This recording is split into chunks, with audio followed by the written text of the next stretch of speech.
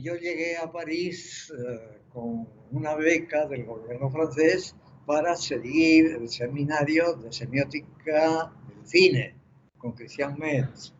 Pero al llegar allí yo quería escuchar también, oír, asistir al seminario de Greimas. Me fui a Rue de France, donde estaban las oficinas de la revista Max Semiotic y, en fin, estaba también la oficina del profesor Greimas. Y me dijo, ¿y dónde está? Pregunté, ¿dónde está? Ahí, suba, suba, ahí lo va a encontrar, ahí más arriba. Y más arriba era el segundo piso, pero de la escalera.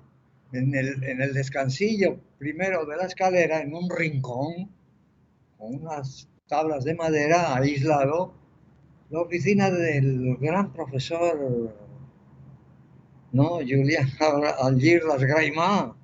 Y yo dije, ¿es posible? Casi no me atreví ni a tocar la puerta. ¿No? Abrió, me dijo adelante, entré, un silloncito, una mesita y una sillita para un visitante, y ahí me encontré al gran profesor, al gran creador de la semiótica moderna, ¿no? Y se me cayó el mundo a los pies, no sabía qué pensar, asombrado, quedé asombrado de su humildad, de su sencillez, de su bonomía, de recibir a cualquiera, no sabía quién era yo, y le dije que quería seguir su seminario, por no meterme de así por las mías, ¿no? Y ya hablamos un poco, me dijo que sí, que con gusto podría escucharlo cuando quisiera. Entonces, ese es mi primer encuentro, mi primera impresión. Antes de conocer al profesor, conocí al hombre.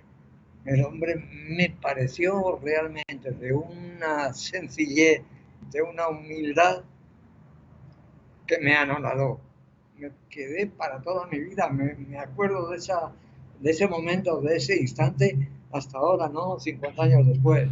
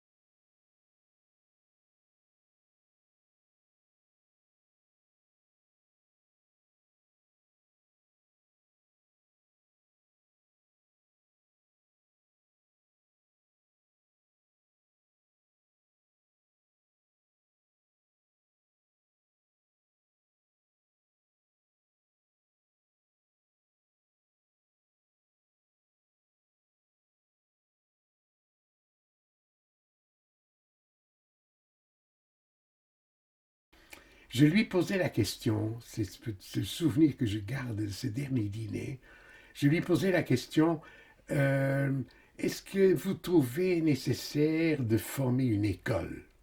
Hein? Puis tout le monde parlait de l'école de Paris, etc. Hein? Et moi, je voulais savoir si c'était lui qui était à l'origine de cette idée, de l'origine de cette idée d'une école, et s'il trouvait ça nécessaire. Il pensait pendant 30 secondes, il me disait oui, c'est absolument nécessaire de faire école parce que je veux transmettre la vérité. Je veux que la vérité soit transmise, quelque chose comme ça. Alors pour moi, c'était très problématique cette idée de transmettre la vérité. Ce mot vérité apparaissait devant mes yeux avec majuscule. Hein? Et donc, vraiment, c'était de ce point de vue presque métaphysique, si vous voulez, hein, sur la transmission d'une conception scientifique. Hein, et ça m'étonnait beaucoup. Et donc, mais c'est en lisant De l'imperfection, son dernier petit livre, là, d'esthétique, hein, la fin surtout, là où il parle de mehr Licht, c'est-à-dire ce syntagme goethien, mehr Licht, plus de lumière, c'est ce qu'il nous faut. Et je disais, bon voilà, il y a quand même ce côté métaphysique chez Grimaz aussi, certainement à la fin de sa vie, hein, cette demande, ces désirs de plus de lumière, d'une vérité majuscule. J'avais écrit, il y a, je ne sais plus combien de temps, il y a longtemps, un truc qui s'appelle, j'ai appelé Honoris Causa. C'est-à-dire, l'idée, c'était que il travaillait pour l'honneur, hein, en sachant, enfin, ça c'est peut-être un trait définitoire, en sachant que peut-être tout ça c'est pour rien, que tout ce travail qu'il avait fait, ça allait disparaître. Et puis, c'est tout un travail sur le sens quand même.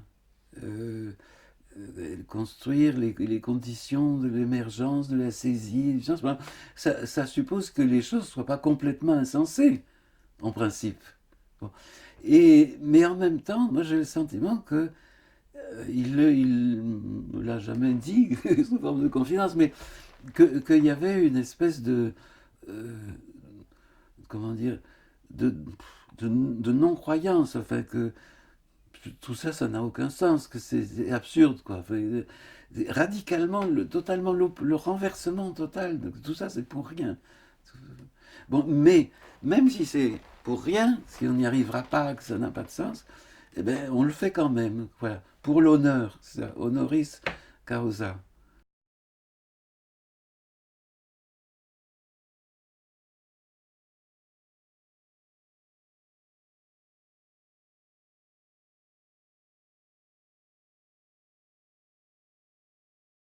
Le premier souvenir que j'ai, c'est que quand je suis rentré dans son bureau, il m'a fait signe de m'asseoir, mais il était au téléphone.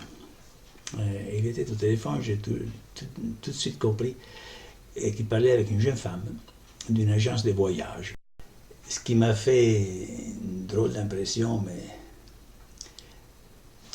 très bonne, très amusante. C'était sa façon de s'adresser à cette jeune femme. Il avait tout un savoir-faire de gentilhomme, quoi, qui assez fascinant comme ça, et qui m'a appris pas mal de choses. Qui m'a appris pas mal de choses de comment pouvait être convenable.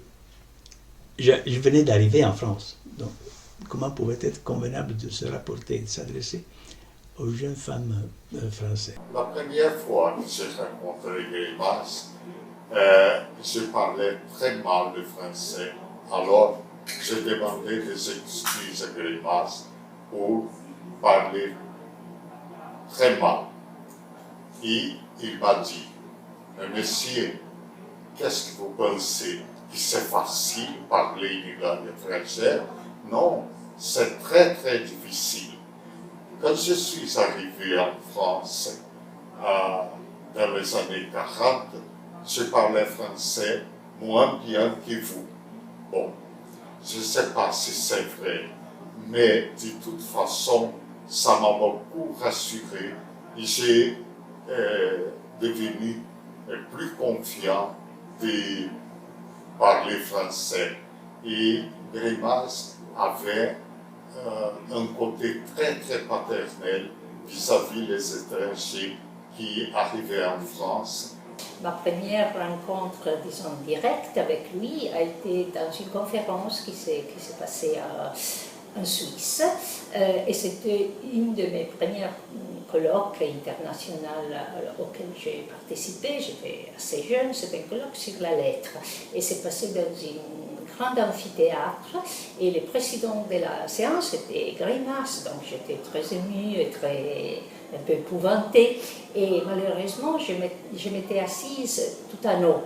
Alors, quand j'ai arrivé mon tour, j'ai commencé à descendre en me disant je dois faire attention à l'escalier. Et naturellement, j'étais en train de tomber sur l'escalier. Alors, pour ne pas tomber, j'ai quitté toutes les feuilles de ma relation qui se sont éparpillées partout dans la salle sur les têtes de tous les gens qui étaient à la conférence. Alors, j'ai recueilli toute ma relation qui était à ce point-là complètement désordonnée.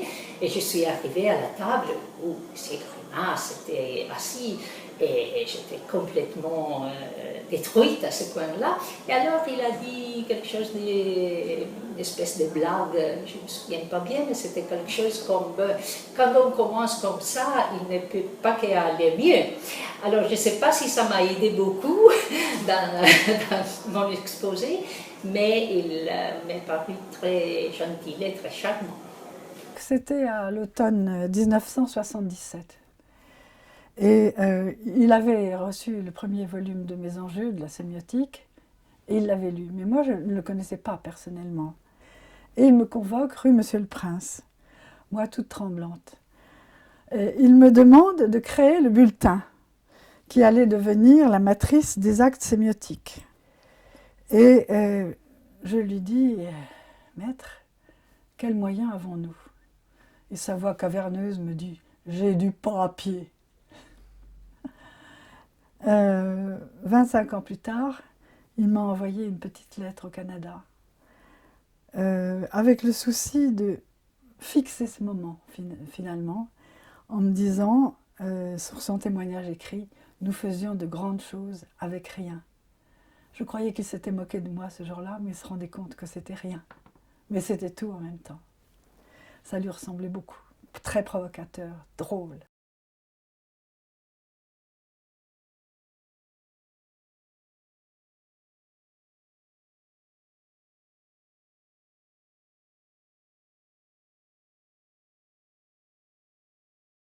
Greimas éprouvait des difficultés d'oreille. Il s'apercevait qu'il perdait son acuité auditive et il y avait des échanges un peu polémiques, je me souviens, entre lui et son épouse, où effectivement Greimas soutenait qu'il entendait très bien et son épouse lui soutenant exactement le contraire.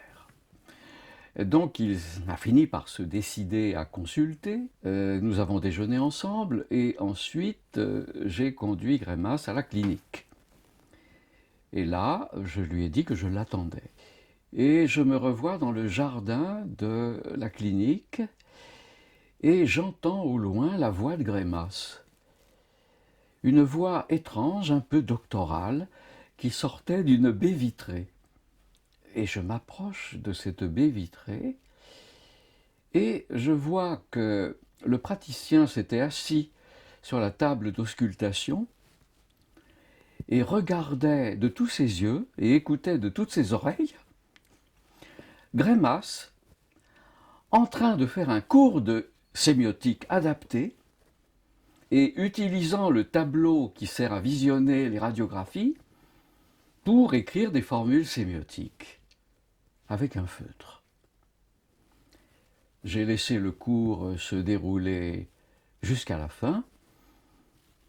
Tout le monde s'est levé et évidemment, pour ne pas laisser paraître que j'avais espionné la scène, je suis revenu dardard dans la salle d'attente. Et là, Greimas est arrivé, tout guilleret. Et je lui ai dit, pardonnez mon indiscrétion, mais va-t-il pouvoir faire quelque chose pour vous? Et Greimas de me lancer, toujours très gai, non, peut rien faire, mais c'est un type très intéressant. J'ai eu la chance de lire sémantique structurale sur épreuve. Et donc, comme je m'intéressais à la littérature, j'ai déposé un sujet sur la signification chez Mallarmé. Et à vrai dire, ce n'était pas un directeur invasif. Greimas c'était la Bible pour moi définitivement. Et lui-même, il disait que sa méthode est si rigoureuse qu'il pourrait sous-signer n'importe quelle étude faite par ses élèves. Alors, le résultat était automatiquement garanti par tel moyen. Et je lui ai demandé s'il pouvait, s'il voulait bien, m'accepter en thèse avec lui, s'il voulait bien diriger ma thèse. Il m'a dit, bah écoutez, oui, ça va très bien, je suis bien content de pouvoir diriger votre thèse. Donc, vous êtes le bienvenu. Mais vous devez me faire une promesse que vous allez terminer la thèse avec moi. Parce que vous n'êtes pas le premier Italien qui vient, mais aucun des Italiens qui sont venus me demander la même chose n'ont terminé leur thèse avec moi. Et donc j'ai dit, bah, bien sûr, je suis là pour cela, donc pas de problème du tout. Je veux bien, donc je vous le promets, sans réserve. Et donc tout allait bien. Mais, sauf que, à un bon moment, justement en 85, j'ai accepté une bourse pour un doctorat italien. Quand j'ai terminé ce parcours italien, donc j'ai obtenu mon doctorat italien, il fallait reprendre. Pour moi et pour Grémas, il ne s'agissait que d'une suspension. Donc il fallait reprendre la chose. Mais malheureusement, c'était 1990. Et il n'était plus tellement en mesure il avait déjà pris sa retraite depuis très longtemps. Et puis, un an après, il est mort. Donc je n'ai pas maintenu ma promesse. Et c'est un regret que je garde dans mon cœur, si j'ose dire. J'étais à Paris avec une bourse et je suivais le séminaire de Roland Barthes sur SZ. Très vite, Barthes s'est aperçu de mon incompétence littéraire et il m'a dit « Mais Fabry, pourquoi vous n'allez pas chez Grémas ?» J'ai donc été chez Grémas et j'ai suivi son travail et je me suis formé avec lui. Et quand Grémas a pensé que j'étais véritablement formé, il a demandé à moi et à François Rastier de participer à un colloque. Je ne me rappelle pas exactement, mais je crois que c'était un colloque sur la narrativité et que j'ai fait un exposé sur Pinocchio.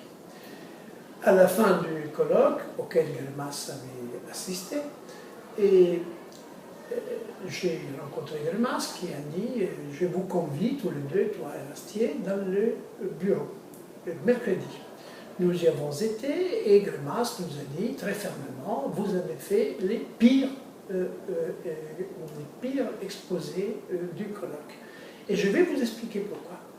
Il nous a expliqué très longtemps qu'on était véritablement à côté de la plaque et surtout, dans mon cas, que j'avais peut-être bien analysé le texte, mais je n'avais rien dit de nouveau pour lui. Et nous sommes sortis, moi et Rastier. Je crois que Rastier a pu prendre ça comme une humiliation didactique, passion qu'on peut retrouver d'ailleurs dans les livres de Grémas sur la sémiotique de passion. Quant à moi, je me suis senti, dans une situation de défi.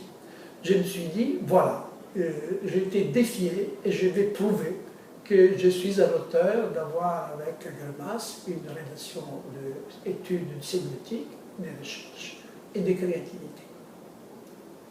La première fois où j'ai dû faire un exposé dans ce séminaire qui était extrêmement impressionnant. Et j'avais beaucoup écrit de choses, enfin bon, etc. Et il m'a donné la parole, donc, puis j'ai fait comme j'ai fait quelques autres fois, étant extrêmement angoissé par cet exposé. Toutes les demi-pages, je me disais, oh ben ça sert à rien, ça sert à rien, ça sert à rien. Ce qui fait qu'au bout d'un quart d'heure, je me suis arrêté de parler, ce qui dans ce genre de circonstances était assez terrible. Et c'est là que j'ai rencontré le côté extrêmement sympathique de Grémas, qui m'a véritablement beaucoup aidé, en posant des questions sur les choses, etc. Ce qui fait qu'à partir de là, j'ai pu parler chez lui, je lui ai fait confiance, et voilà.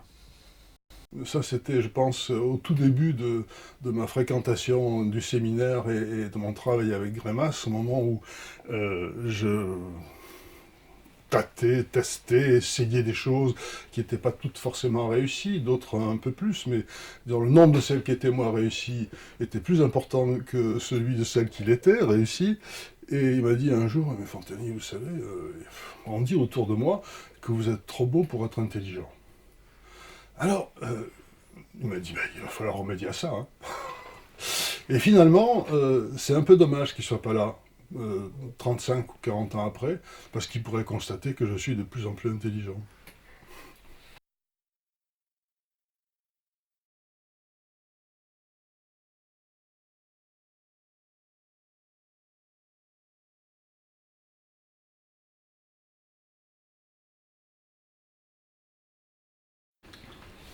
Le souci de Grémas, de tout contrôler, d'avoir la main sur tout ce qui se faisait autour de lui. J'ai parlé tout à l'heure des multiples fédérations ou associations qu'il créait. Alors il mettait ces associations dans la main de gens en qui il avait confiance ou qui avaient la compétence nécessaire. Mais il fallait que cette façon de travailler lui rapporte quelque chose tout de suite. Ce n'était pas du tout une délégation de pouvoir. Le pouvoir total, c'est lui qui l'avait. Et ce qu'il voulait savoir, il le savait par ce qu'il appelait mes espions. J'ai mes espions. Et il me rapporte ce qui se passe. Donc cette manière de travailler pouvait paraître choquante, mais il faut dire aussi qu'il disait ça en souriant, avec sa voix un peu grave, un petit peu cassée peut-être par le tabac, qui à l'époque il fumait énormément, et des gitanes d'ailleurs en général. Moi je voudrais vous parler de Grémas dans ses relations avec ses collaborateurs, avec les jeunes collaborateurs et disciples ou étudiants. Il avait une manière d'intervenir parfois par des petites phrases qui étaient tout à fait marquantes et qui laissent des traces durables. En tout cas pour moi ça en a laissé durablement. Un jour il m'a dit par exemple, Fontani, vous avez un choix à faire. Ou bien vous allez faire une œuvre personnelle, ou bien vous allez contribuer à l'œuvre collective. J'ai pas compris tout de suite. Je dois dire. J'ai hésité, puis j'ai fini par me rendre compte de ce que ça pouvait signifier. Je me suis rendu compte effectivement qu'on pouvait continuer à cultiver une œuvre personnelle sans trop se soucier de l'articulation avec celle des autres, voire éventuellement accentuer la différence pour avoir l'air plus original, et j'ai pris la voie inverse. Je ne sais pas si ça se fait remarquer, mais en tout cas j'ai essayé de contribuer à une œuvre collective sans chercher forcément à faire une œuvre personnelle, et c'est lui qui m'a poussé en ce sens, simplement par ce commentaire.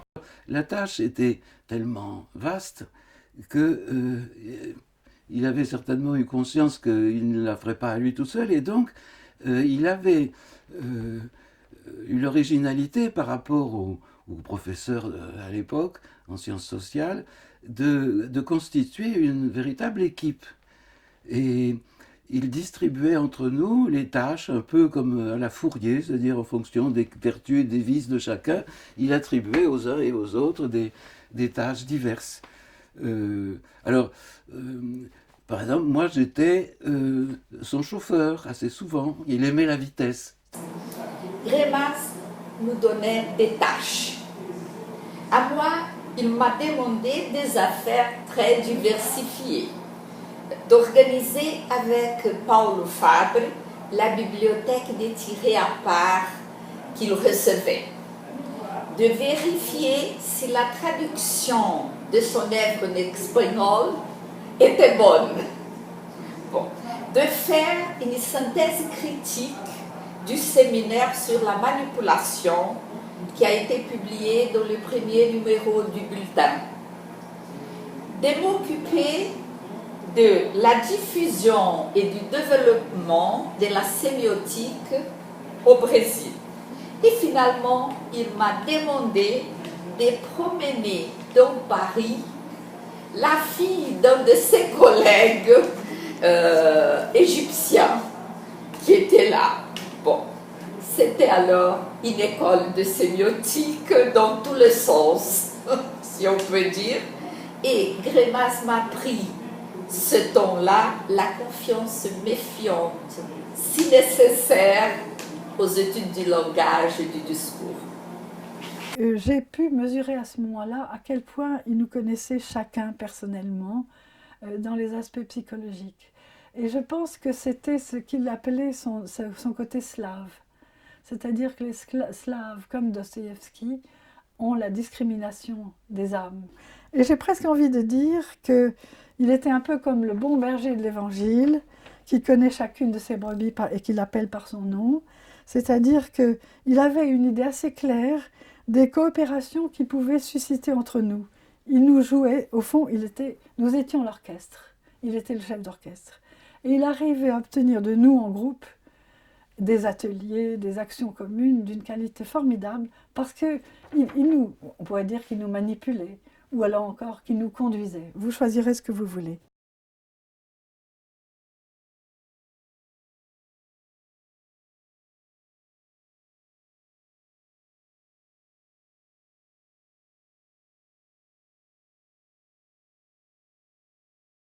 À l'école des hautes études en sciences sociales, on le dénommait coucou. C'était un coucou. Ce qui veut dire qu'il faisait son nid dans le nid des autres. Et donc, c'est une des raisons pour lesquelles Lévi-Strauss et Barthes se sont éloignés de lui. Sa difficulté à collaborer a fait que ses relations intellectuelles étaient difficiles et plutôt rares, sauf avec les personnes qui n'étaient pas en concurrence avec lui. J'étais beaucoup aux États-Unis et j'avais une position assez rare lorsque j'étais ami de deux grands séméticiens mondiaux de cette période, à savoir Thomas Sibeok, qui était très américain, qui n'aimait pas la France, et Greimas, et Greimas lui-même. Je crois que j'étais presque la seule personne dans cette position. Et pour Sibeok, Greimas était donc un lexicographiste français, tandis que Greimas me disait que les Américains n'ont pas fait beaucoup de progrès, ils n'étudient que les chimpanzés, toujours, un peu ironiquement. À propos du Congrès international de sémiotique à Palerme en 1984, on a décidé de faire des interviews à plusieurs sémioticiens pour leur demander de l'avenir de la sémiotique. Donc, j'ai proposé à Greimas de participer à cette petite idée et je lui demandais qu'est-ce que vous pensez de la différence entre la sémiotique greimassienne et la sémiotique de Peirce. Il m'a regardé, il m'a dit je crois qu'il existe seulement une sémiotique. Et puis après quelques secondes de silence il a continué et je n'aime pas les mots greimassien. Il est venu à Copenhague pour inaugurer le colloque sur Brundtland, l'actualité de Brundtland. Et on a visité la veuve de Hjemslev avec un élève de Brundtland, Borbjerg, et on a ainsi encore confirmé le rapport entre Greimas, Hjemslev sans doute, et Brundtland. Bon, ça remonte assez loin. Hein.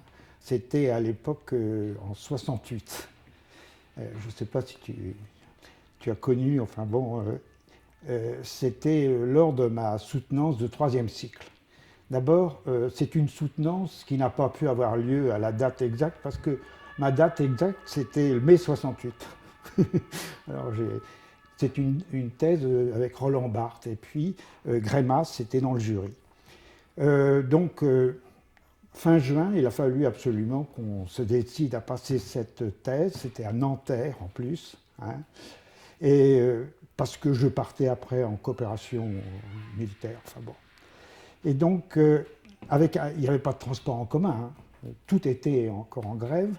Et j'ai demandé à un ami, hein, Jacques Émile, j'ai demandé venir avec sa voiture. Alors, et donc on s'est retrouvés à 4 dans une petite Renault 8. Je ne sais pas si vous voyez le modèle, c'est quand même assez petit.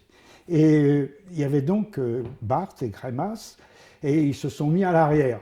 Ils étaient quand même assez vêtus, enfin disons, il y avait les serviettes avec tous les documents. Et alors ils s'étaient absolument tassés comme des sardines. Une Renault 8, c'est pas grand, hein. La Twingo un peu actuellement. Et bon voilà. Et à un moment donné, mon copain Jacques-Émile m'a dit, alors, si on a un accident et qu'on est tous accidentés, la sémiotique en France est ratiboisée.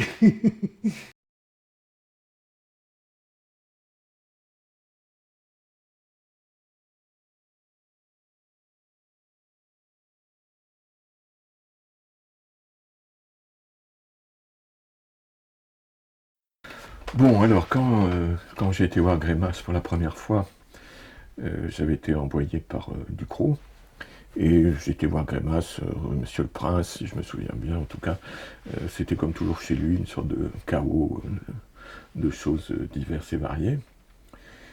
Un grand désordre, en tout cas, et beaucoup de tabac. Il y avait donc de la fumée, je lui ai raconté mes histoires sur des cartes. Il m'a laissé parler, il a été très gentil, puis après, bon, il s'est levé, il m'a dit, écoutez, si vous voulez qu'on se comprenne, il faut que vous m'ayez lu, il faut que vous me lisiez, même plus exactement. C'était lors de la publication de Du Sens 2. Alors lui, il m'avait fait une belle dédicace en signe d'amitié à toute épreuve.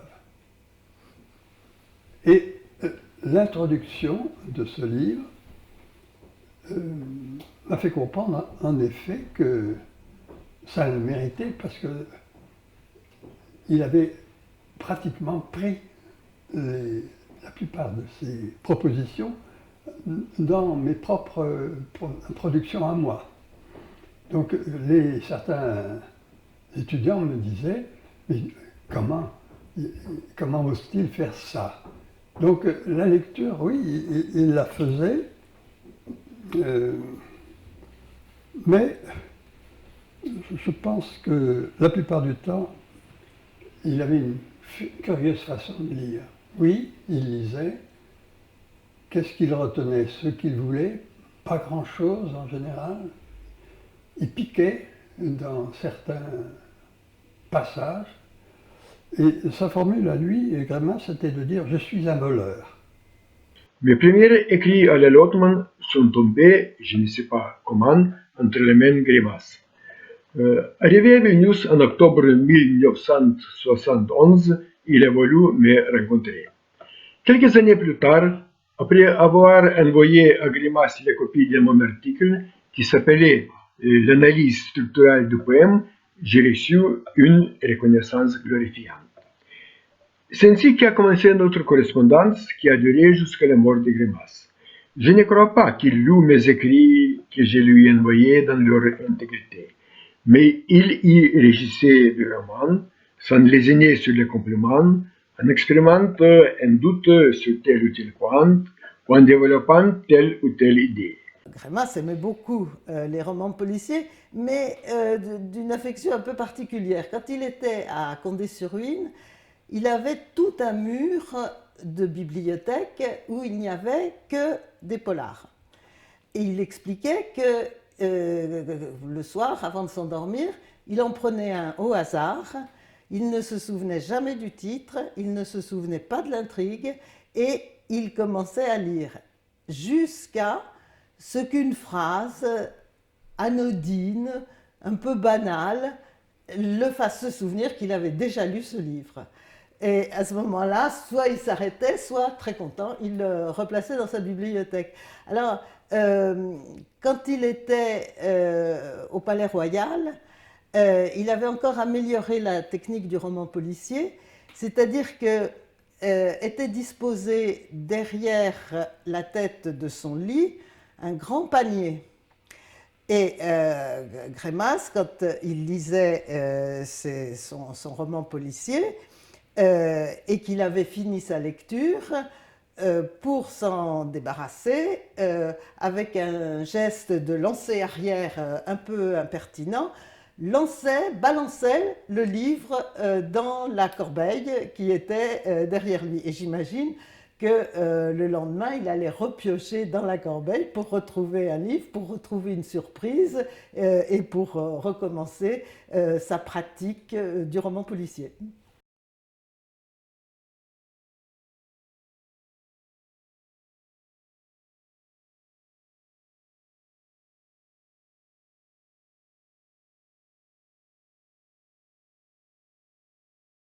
Dans son petit bureau, ou bien dans le petit bistrot qui est à 50 mètres juste à droite de son bureau, qui s'appelle Le Carrefour, qui est un bistrot auvergnat, où il y a pour le moment encore la vieille dame, hein, que j'ai visitée encore récemment, qui a très bien connu Grémas, qui est là depuis 30, 35 ans, 40 ans, et qui garde aussi les meilleurs souvenirs de ce bon client, comme elle dit, qui venait boire son café, sa bière là, chez elle. Petit bureau, petit bistrot. Alors, le local où se faisait le séminaire était petit aussi, c'est-à-dire il y avait un CMM commun à ces trois lieux que j'ai vus autour de Grémas au début. C'était le petit bureau, le petit bistrot et la petite bibliothèque du Collège de France. C'est là que se faisait le séminaire en 67. Et après, il a bougé, il est allé dans d'autres lieux. Comme vous savez, au moins 5 lieux de séminaire, 5 locations de séminaire à Paris. Je pourrais, si vous voulez, vous raconter une petite expédition à Condé-sur-Huine. Grémas c'était complètement isolé. C'est sa femme qui l'avait souhaité à l'origine. C'était isolé à 150 km de Paris, dans un tout petit hameau, La Chaussée. Et c'était assez curieux parce que lorsque j'arrivais chez lui, je ne trouvais pas du tout quelqu'un qui vivait comme un ermite, loin de tout. C'est vrai qu'il avait complètement rompu avec la vie parisienne. C'était pas du tout un mondain, c'était pas du tout quelqu'un qui aimait fréquenter les milieux académiques. Il était très, très isolé physiquement, mais en même temps, il était tout à fait, je dirais, au centre de tout. Je lui ai rendu visite plusieurs fois à Condé-sur-Huine, un endroit que j'aimais beaucoup. Et une fois, justement, parce que j'aimais beaucoup cet endroit, et Grémas dans cet endroit, qui d'ailleurs a été célébré par une belle photo qui est connue de tous, Grémas assis sur une chaise sur la terrasse à Condé-sur-Huine. Et justement, cette terrasse débouchait sur un petit jardin, enfin un terrain, qui était dans un état déplorable. Il y avait des herbes qui m'arrivaient à peu près à la taille, tellement épaisses qu'il était impossible de marcher, de franchir. Et j'étais là, avec Isabelle justement, et puis Teresa aussi, et je dis à Grémas, écoutez, vous voulez pas que je nettoie ça? Alors là, ça a été une aventure assez étonnante, parce qu'il n'avait absolument aucune idée de la manière dont on pouvait commencer, continuer et finir un tel parcours que je lui proposais. Et donc, on est allé en voiture, louer le matériel, choisir le matériel, ramener le matériel. J'ai débroussaillé, il était presque effrayé, parce que voilà, il avait l'habitude de cet état de friche très très avancé et très dense. Et finalement, je ne suis même pas sûr qu'il était entièrement content du résultat, une fois que ça a été fait. Mais bon, moi j'étais content de l'avoir fait pour lui. C'était une époque où moi-même je déménageais. Et je passais d'un numéro à l'autre dans le même boulevard. Je passais du 96 au 94 boulevard Saint-Germain. Et j'avais expliqué à Grémas que je déménageais. Je ne sais pas comment je m'étais exprimée, mais ce qui en est résulté, c'est qu'il a cru que tout le boulevard Saint-Germain avait été décalé dans le numéro d'ordre des maisons. Et son doute s'est même porté peut-être un peu plus loin, en se demandant si la municipalité n'avait pas fait une opération d'envergure en modifiant les numéros de rue.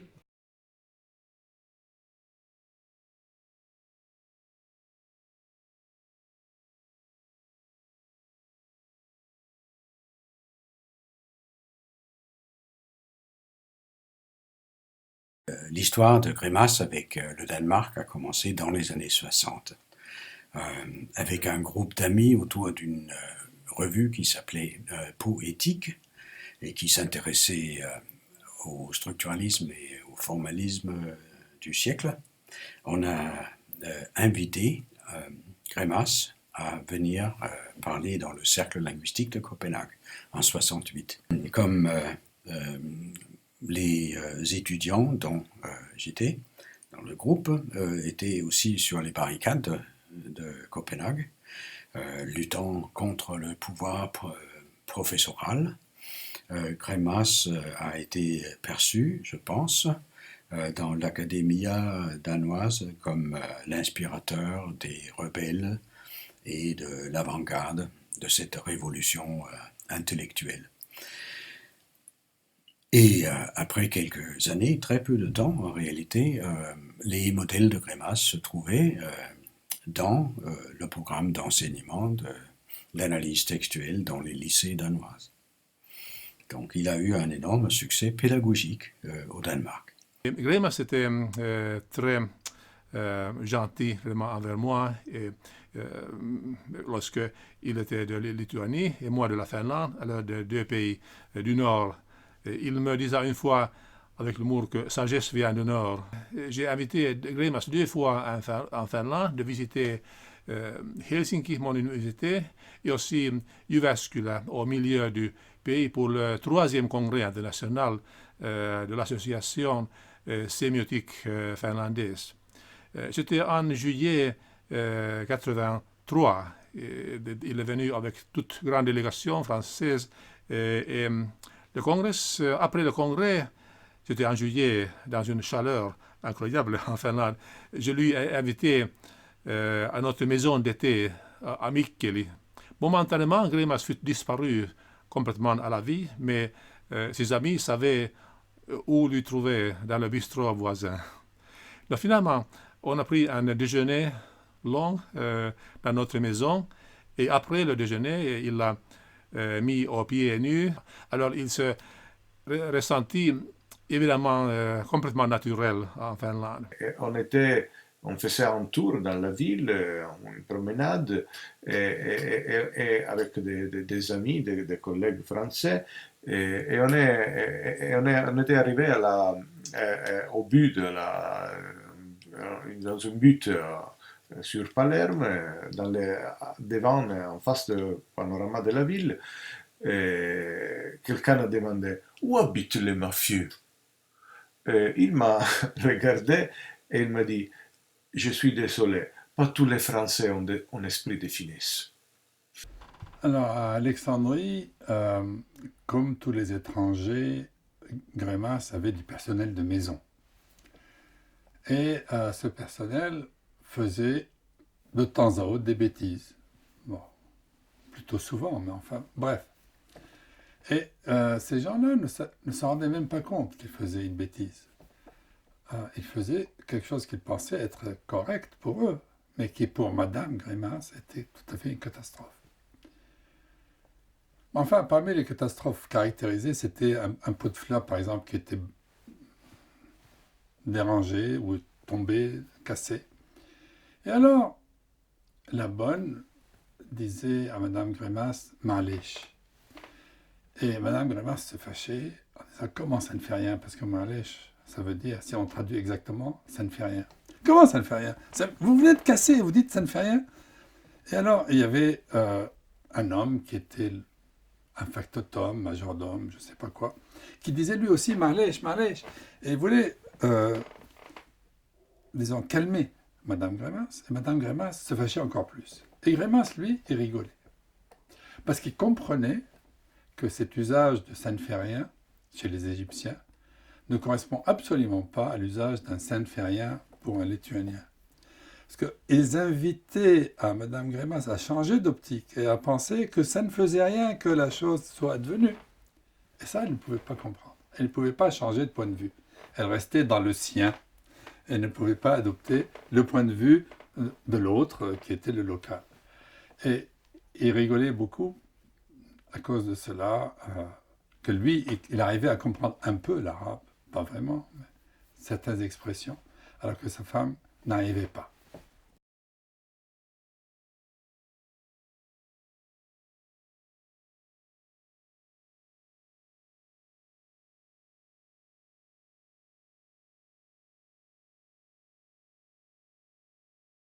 Bon, d'abord, il y a son histoire personnelle, c'est-à-dire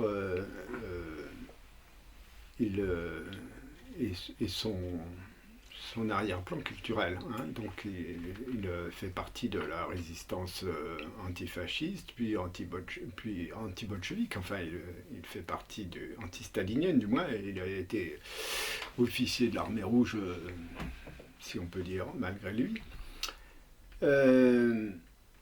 Et donc, c'est quelqu'un qui a appris à s'organiser et à ne pas tout dire. Non, mais c'est très important, y compris dans la création de son école même. Enfin, je veux dire, de l'organisation, de la distribution du travail, etc.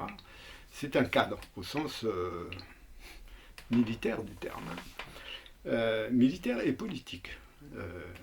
Étant donné aussi ce qu'on ne savait pas à l'époque, qu'il avait une activité, y compris d'écriture, au sein de la communauté lituanienne en exil.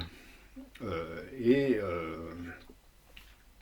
faut rappeler aussi le rôle de l'Église. Hein, dans ce domaine, sa femme est la sœur de Monseigneur Marcinkus, par exemple. Donc, il faut voir que la communauté lituanienne à Paris se retrouve autour d'un sentiment national, et un sentiment national et religieux, comme la communauté polonaise au XIXe siècle. Hein. On est dans des situations de ce type. Bon, ça, c'est pas du tout apparent. Moi, je vois simplement un professeur de linguistique qui arrive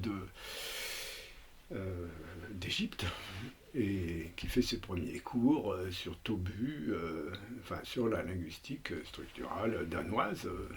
C'est limpide, très intéressant. Ouais, Greimas me parlait beaucoup de son séjour en Égypte, probablement parce que moi je suis syrien et qu'il percevait une proximité entre moi et ce pays qu'il a beaucoup aimé. Mais il avait des histoires qui pour moi étaient tout à fait drôles. Chaque matin, en se levant, il ouvrait la fenêtre et regardait le ciel. Et il me disait, j'étais désespéré, il n'y avait pas de nuages. Et pour moi, c'est la qualité essentielle de l'Égypte, c'est qu'il n'y a pas de nuages. Et pour lui, il voulait des nuages, parce qu'en Lituanie, le ciel est presque toujours gris, beaucoup moins souvent bleu comme l'Égypte. Et ça le caractérisait. Pour moi, c'était un homme qui aimait le pays où il s'était installé, mais qui demandait que ce pays ressemble quand même au sien.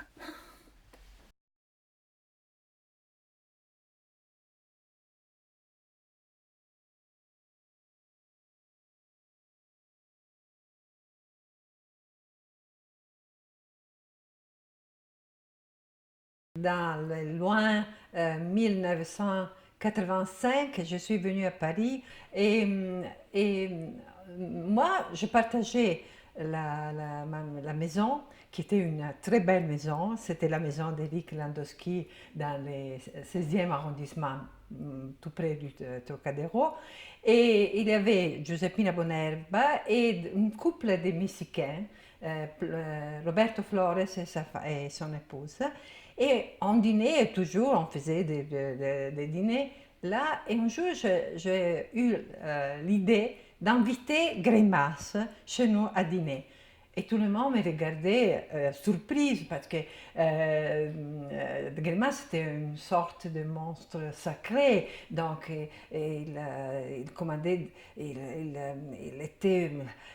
tout le monde avait respect, vénération et même de la crainte. Donc c'était impossible, y compris Éric Landowski. Donc j'ai engagé Isabella Pezzini et on a invité Greimas à dîner chez nous après les séminaires du mercredi. Et Greimas a dit simplement oui, il est venu. Et donc Isabella a fait une délicieuse tagliatelle aux champignons, moi des boulets de viande au citron, je me rappelle encore, et Giuseppina Bonherba un gâteau. Et Grimas était très content, et les dîners étaient très drôles. On a parlé beaucoup de cuisine. Il appréciait beaucoup la bonne cuisine. Il a écrit un essai magnifique sur la soupe au pistou. Et on a parlé des cuisines mexicaines, des cuisines italiennes, lituaniennes aussi, et même françaises. Et donc, on a fait des analyses comparées entre les cuisines. On était 3 jeunes femmes, Patrizia Magli, Giuseppina Bonherba et moi-même. Et nous vivions tous ensemble, chez Eric Landowski à Villers-Scheffer. Grimas était toujours très très gentil avec nous, très sensible, avec une pointe toujours de galanterie. Et en même temps, il était le grand maître distant, toujours entouré par ses fidèles pour la plupart des mâles. À un certain moment, nous avons décidé de l'inviter à dîner, tout seul, chez nous, à Villers-Scheffer. Et il a accepté. Il s'est présenté très soigné, avec son foulard sous la chemise, comme toujours, sa chemise, sa veste. Et nous avions beaucoup travaillé pour nettoyer la maison, qui était une grande, belle maison, préparer une belle table. On avait décidé de faire quelque chose d'italien, mais pas trop lourd. Et finalement, nous avons choisi de faire des tortellini comme premier plat et un petit bouillon, et voilà. Et tout s'est passé bien, la conversation était chaleureuse, mais tout à coup, il s'est arrêté avec la cuillère dans sa main et il nous a dit avec un air un peu sournois, « Ceci n'est pas très bon, n'est-ce pas ?» Et il nous a sidérés. Il avait compris tout de suite que les tortellini n'étaient pas faits maison. Et il voulait nous faire comprendre qu'il était quand même un gourmet et qu'il était difficile de les tromper. Grimas prenait une Tuborg au café, la bière danoise.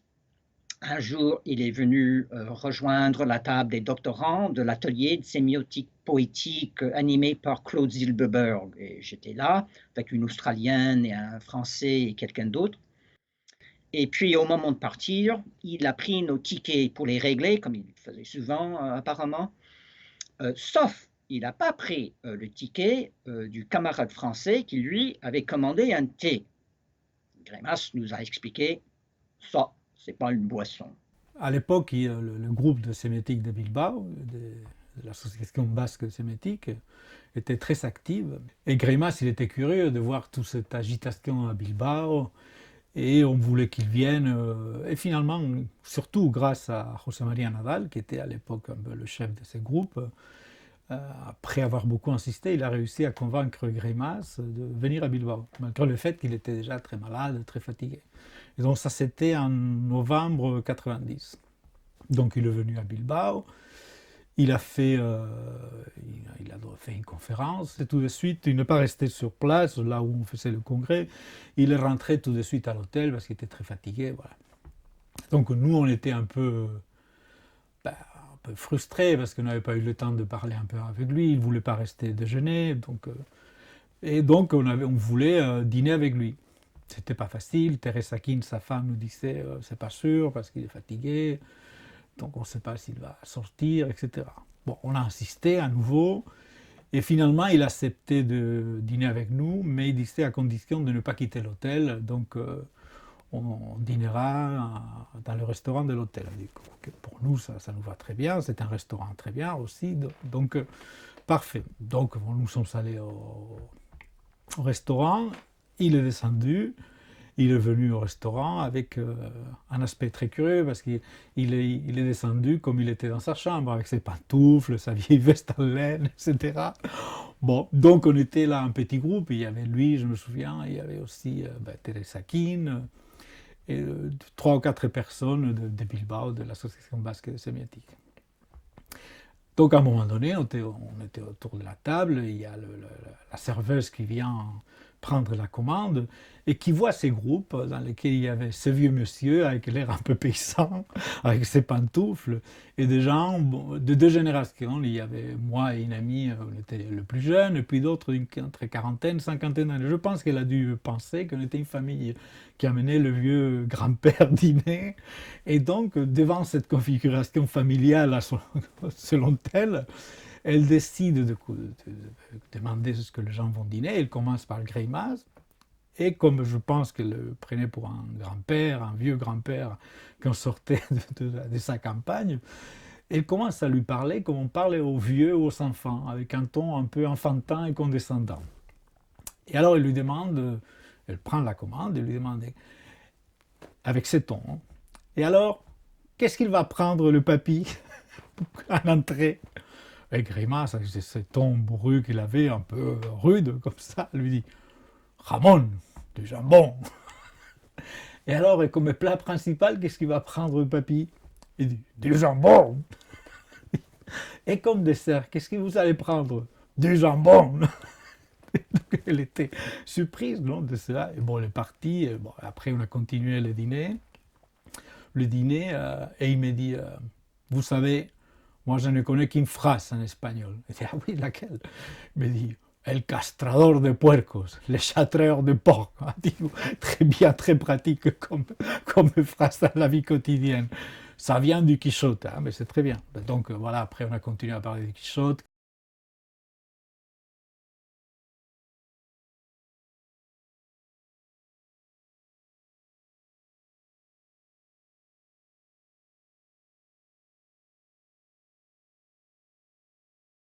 Greimas n'était pas du tout hostile au conflit.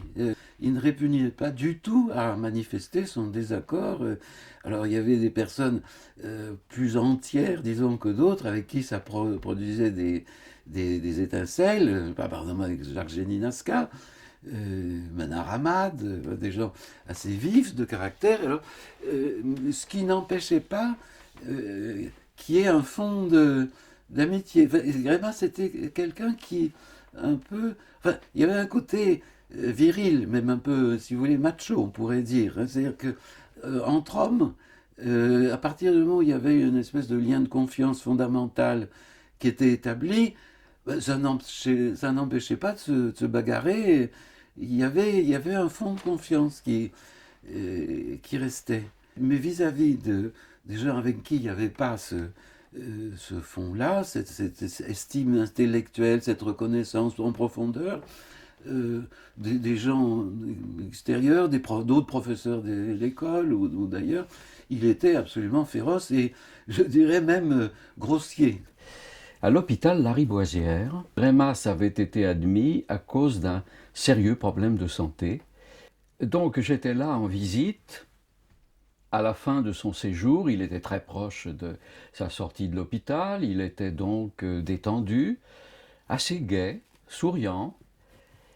Et à un moment, alors que nous devisions tranquillement, un peu à bâton rompu, tout soudain, il m'a regardé avec une certaine intensité et m'a dit « Mon cher Darro, j'aimerais partager avec vous une découverte personnelle. »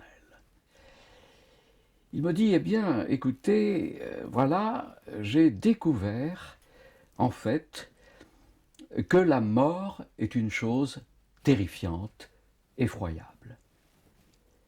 Et là, l'aide-soignante qui s'occupait de lui est entrée dans la chambre, une martiniquaise absolument superbe, comme elles le sont souvent, qui a commencé de s'affairer dans la chambre. Et Greimas, en fait, ne me regardait plus, la suivait des yeux et manifestait une passion que l'on peut dénommer ravissement total. Elle s'affairait donc et Greimas revient vers moi, me regarde à nouveau et reprend. « Oui, me dit-il, j'ai découvert que la mort est une chose effroyable. » Et là, il détourne son regard vers la martiniquaise et il ajoute « Mais entre nous, le mourir est délicieux. » Nous avons assisté ensemble à un colloque à Ossois, où j'ai rencontré Isabelle, mon épouse. Il était présent. Il a assisté à la conjonction. C'était l'époque où le séminaire s'occupait du monde sensible. Et il m'a dit, bon, ça c'est le corps émouvant.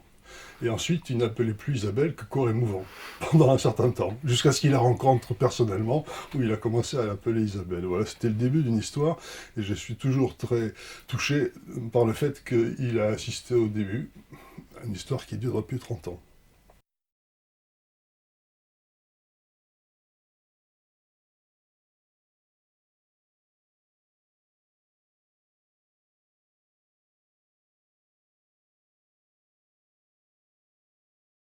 Au moment de ma soutenance de thèse de troisième cycle, que j'ai fait d'ailleurs, enfin c'était pas mon directeur, mais c'est lui qui m'avait proposé le sujet, j'ai observé qu'il y avait un échantillon de la robe à pois de Madame Grémas qui se trouvait à la page 73, et que les questions de Grémas ne dépassaient pas la page 73. Donc je pense qu'il m'avait fait confiance. Je me souviens distinctement de ce tissu vert pomme avec des pois vert foncé et un peu pays de l'Est malgré tout. Enfin, disons, c'était pas vraiment dans le goût parisien. Alors, je sais pas vraiment si c'était un échantillon de cette robe-là, mais disons, il est resté iconique. J'ai deux souvenirs de Grémas, mais qui fusionnent, à mon avis, en un seul récit.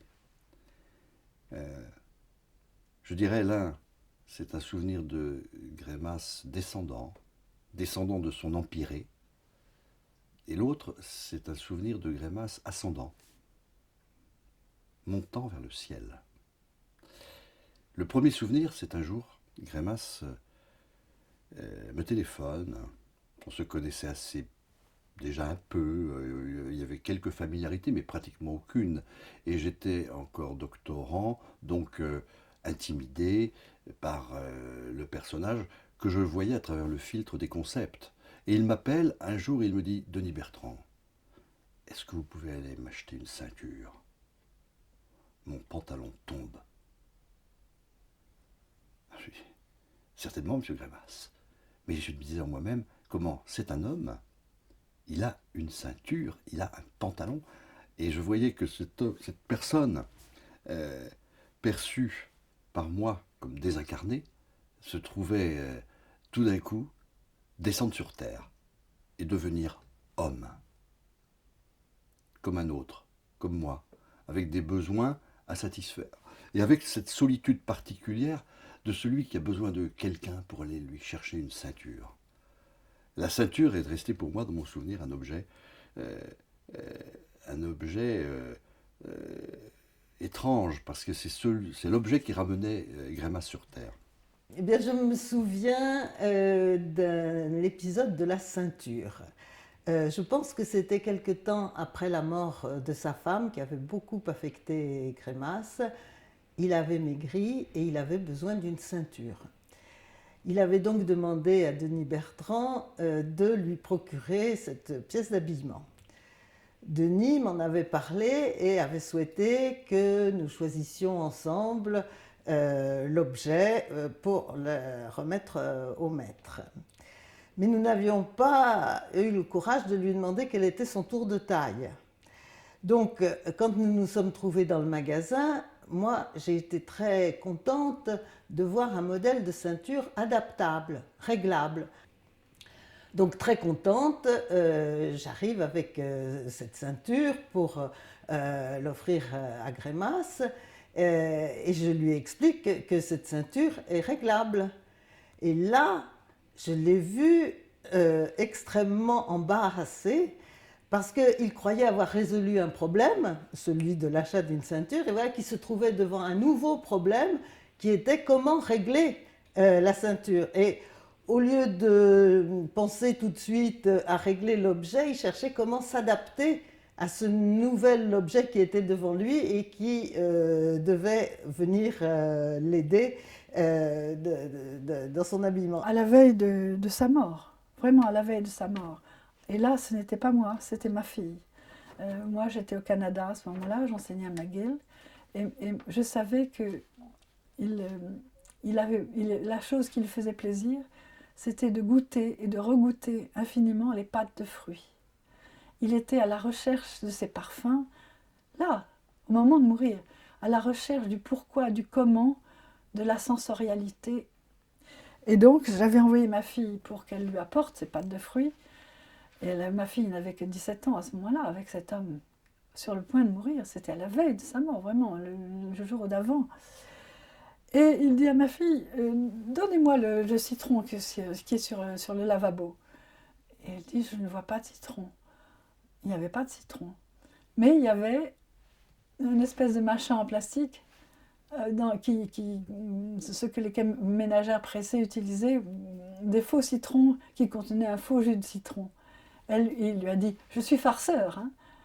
Et alors, ceci pour vous dire qu'il était dans une espèce de travail énorme, de joie énorme, et pas du tout dans le repli sur soi, la self-pity, comme disent les Anglais, de se dire je vais mourir, je vais disparaître. Non, il était un homme qui se préparait à ne pas mourir, vraiment, parce qu'il aurait eu besoin d'une autre vie. Il aurait eu besoin de reprendre, depuis ses 18 ans, pour résoudre cette question du sensible. Il était aux portes, il a certainement vu beaucoup de choses, et nous aussi depuis, mais la synthèse, il ne l'avait pas. C'est à nous de la faire. Et le deuxième souvenir est plus émouvant, car c'est un souvenir de fin de vie. Grémas se trouvait à l'hôpital de la Salpêtrière. Il était dans la chambre où il allait quelques jours plus tard mourir, et il était dans cette solitude de cette chambre qui me paraissait, on peut pratiquement le dire, sordide. C'était une chambre au sol en ciment, un peu humide, au milieu de laquelle se trouvait un lit en fer, un lit d'hôpital, un lit étroit. Cette chambre était presque au sous-sol, c'est-à-dire qu'elle n'était éclairée que par un fenestrou qui donnait sur une courette, genre courette à poubelle. Et elle était d'une étroitesse, d'une tristesse. On imaginait presque... Moi j'imaginais, en étant avec Grémas, en connaissant son histoire et son passé, je me disais, mais le goulag, ça doit être un peu pareil, ça doit être un peu comme ça. Voilà qu'à Paris, l'hôpital de la Salpêtrière fait à Grémas, en fin de vie, le cadeau du goulag. Et Grémas était là dans son lit, avec ce regard bleu pâle qu'il avait, et cette sorte de bonhomie, même arrivé à ce stade de sa vie. Et il me dit, Denis Bertrand, cette chambre, vous savez, a pour moi la dimension du monde. Et là, j'ai eu un sentiment exactement inverse à la précédente histoire. J'ai vu Grémas s'élever, prendre une dimension lui-même extraordinaire.